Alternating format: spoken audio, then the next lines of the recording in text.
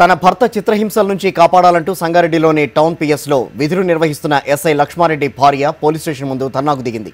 తన భర్త ఎస్ఐ లక్ష్మారెడ్డి వేరే మహిళతో వివాహితర సంబంధం పెట్టుకుని తనను తన కొడుకును తీవ్రంగా కొడుతున్నాడని ఆరోపిస్తోంది.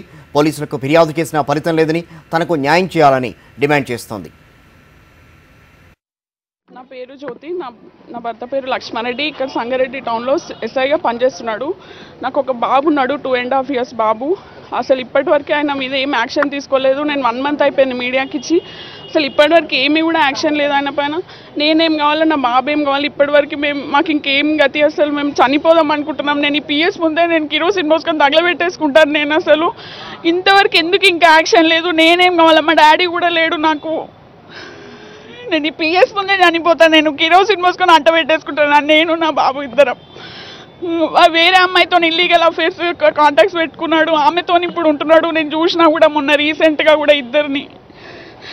వాళ్ళపైన ఇంకేం యాక్షన్, ఆయన ఎస్ఐ అంటే ఆయనకి ఏమి యాక్షన్ ఉండదంట ఆయన పైన. ఆయన ఎస్ఐ అని చెప్పి అహంకారం చాలా ఉంది ఆయనకి. చాలా పోలీస్ సపోర్ట్ ఉంది. ఇదే నా పోలీస్ అంటే, ఇదే నా ఫ్రెండ్లీ పోలీసు. ఏం న్యాయం ఇది? మేమే అన్యాయం అయిపోవాలి. ఆయన పోలీస్ అని చెప్పేసి 100 మంది అమ్మాయిలతో తిరుగుతాడు, వేరే పెళ్లి చేసుకుంటాడు. నేను నా బాబు ఏం కావాలి ఇప్పుడు? మాకు ఇంకా చావే గతి. ఏంది ఆడపిల్లలు అంటే ఇంతేనా? అసలు ఎస్ఐ అని చెప్పి మరీ ఇంత ఘోరంగా అన్యాయం చేస్తున్నాడు. నాకు ఇప్పుడు ఆయన పైన యాక్షన్ తీసుకోవాలి. ఆయన జాబ్ చేయొద్దు.